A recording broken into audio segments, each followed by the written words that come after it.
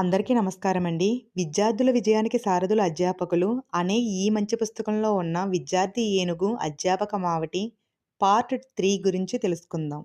ఇది ఆలయానికి చెందిన ఏనుగు. మా దేవుడు తప్పక దీనిని కాపాడతాడు అని మావటి అనగానే అక్కడున్న జనం వెనక్కి తప్పుకున్నారు. ఆ తరువాత మావటి మహావిష్ణువును ప్రార్థించి చెరువులో దిగాడు. దిగి ఏనుగు కాళ్ళ వద్ద ఉన్న బురదను తన కాళ్ళతో తోసి వేయడానికి అదే పనిగా ప్రయత్నించసాగాడు. ఏనుగు కూడా అతడికి తగిన రీతిలో ప్రశాంతంగా ఉండి సహకరించింది. అప్పుడు ఒక అద్భుతం జరిగింది. ఏనుగు చుట్టూ ఒకసారి పరికించింది. భయం కలిగించడానికి ఎవరూ లేకపోవడాన్ని గమనించింది. అందువల్ల అది ప్రశాంతతను పొందింది. అంతే, ఏనుగుకు ఇంతకు మునుపు లేని కొత్త ధైర్యం వచ్చింది. ప్రశాంతంగా తన పూర్తి బలాన్ని పుంజుకుని ఒక్క ఊపుతో ముందు కాళ్ళను బురదలో నుంచి బయటకు తేగలిగింది. పిదప మెల్లగా కదులుతూ అందరూ ఆహా అంటూ ఆశ్చర్యచకితులై చూస్తూ ఉండగానే చెరువులో నుంచి బయటకు వచ్చి ఒడ్డున నిలబడింది. వెంటనే అక్కడ గుమిగూడిన జనులు ఉత్సాహంగా చప్పట్లు కొట్టారు. మావటి ఏనుగును ఆప్యాయంగా కావలించుకుని ఆనందభరితుడయ్యాడు. ఆ రోజు ఆ ఊరు చుట్టుపట్ల అంతా ఇదే వార్త. కాసేపటి తరువాత ఏనుగుతో కలిసి మావటి బయలుదేరాడు.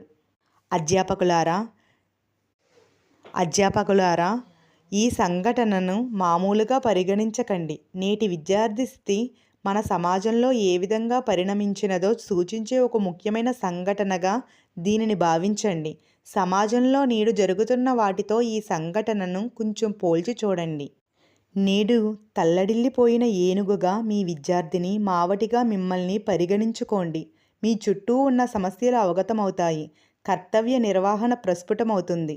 విద్యార్థి కూరుకుపోయిన బురద ఏమిటి? అతడిలో అనేక శక్తులు ఉన్నాయి. వాటిని గుర్తించలేక వాటిని గూర్చి కించిత్తు కూడా ఆలోచించకుండా తల్లడిల్లిపోతున్నాడు.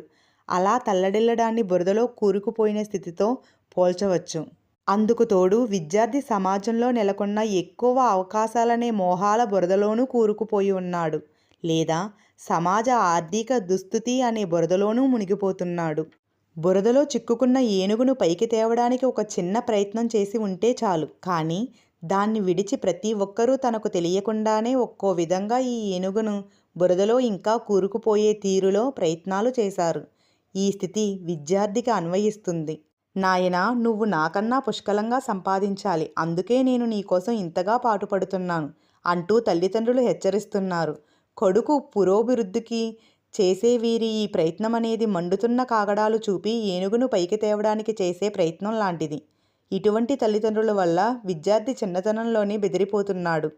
తరువాతది తన సహ విద్యార్థుల కన్నా తను ఎక్కువ మార్కులు సంపాదించే తీరాలనే ఈ పోటీ భావన